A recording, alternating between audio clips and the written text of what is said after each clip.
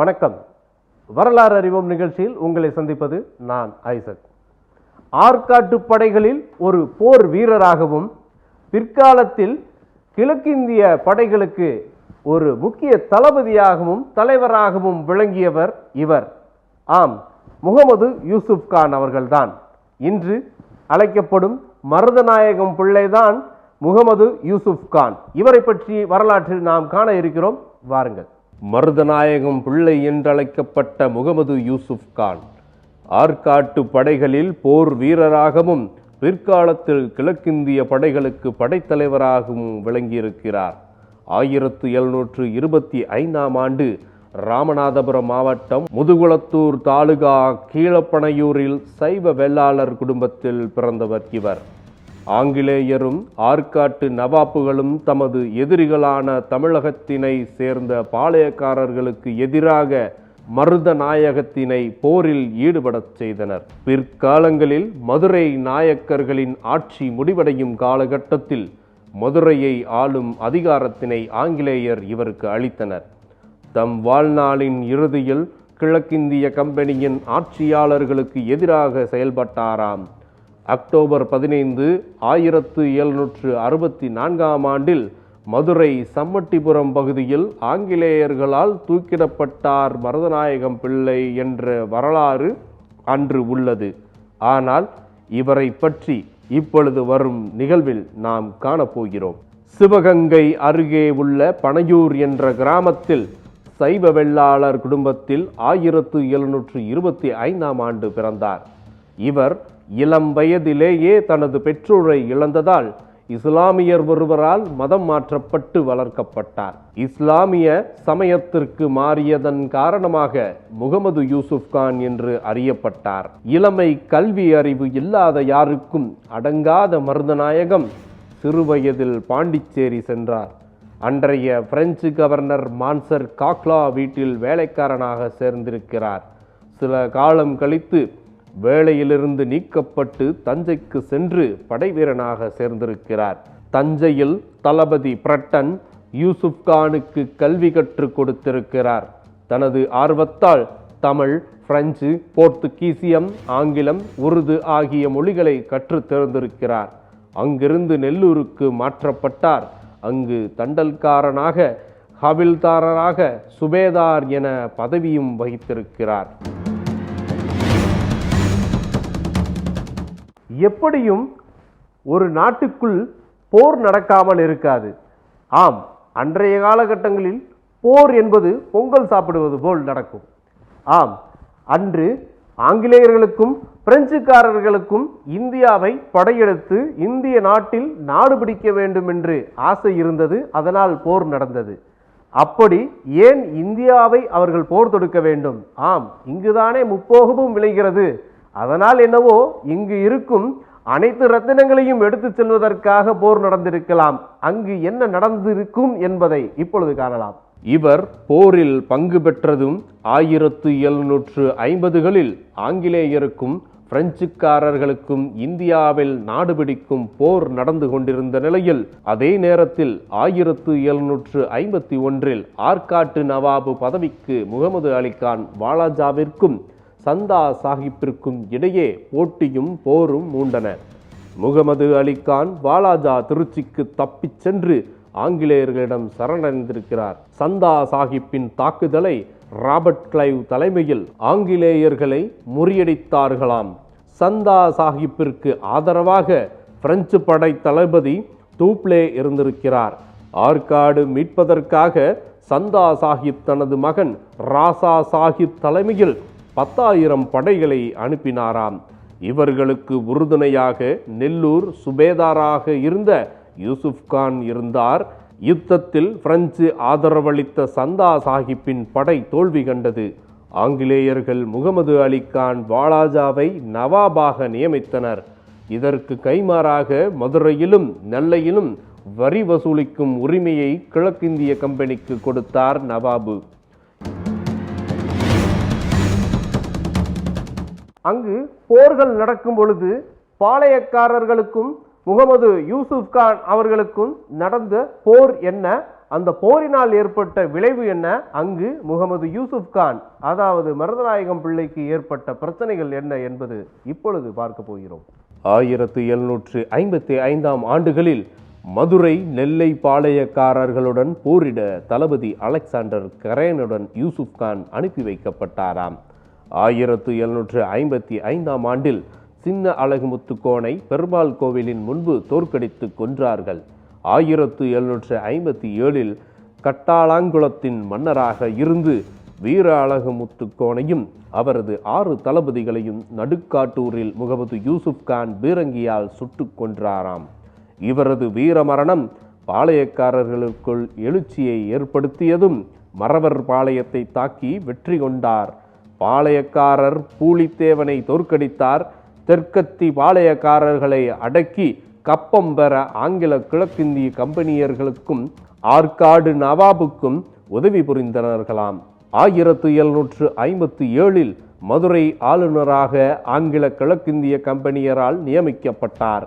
அவர் வரி வசூலை மிக சிறப்பாக செய்ததால் திருநெல்வேலிக்கும் கவர்னராக பதவி உயர்வு பெற்றார். இக்காலத்தில் சென்னையை பிரெஞ்சு படை முற்றுகையிட்டதால் யூசுப் கான் சென்னைக்கு அழைக்கப்பட்டார். பிரெஞ்சு தளபதி தாமஸ் ஆர்தர் லாலி தலைமையில் முற்றுகையிட்ட பிரெஞ்சு படையை 1758 யூசுப் கான் யாரும் எதிர்பாராத நேரத்தில் கொரில்லா தாக்குதல் நடத்தி தோற்கடித்துள்ளார். இவ்வெற்றி முகமது யூசுப் கானுக்கு பெரும் புகழை தேடித்தந்தது. கமாண்டோ கான் என்ற பதவி உயர்வுடன் முகமது யூசுப் கானை மதுரைக்கு மீண்டும் அனுப்பி வைத்தது கிழக்கிந்திய கம்பெனி. மதுரையின் கவர்னராக பதவியேற்றதும் ஆங்கிலேய கூட்டணிக்கு எதிராக கலகம் செய்தவர்களை ஒடுக்க ஆரம்பித்தனர். 1759 ஜூலை மாதம் மதுரையில் போரிட்ட கல்லர் தலைவனையும் அவனோடு போரிட்ட 500 கல்லர்களையும் திருப்பரங்குன்றத்தில் ஒரே நாளில் தூக்கிலிட்டு கொன்றார்கள்.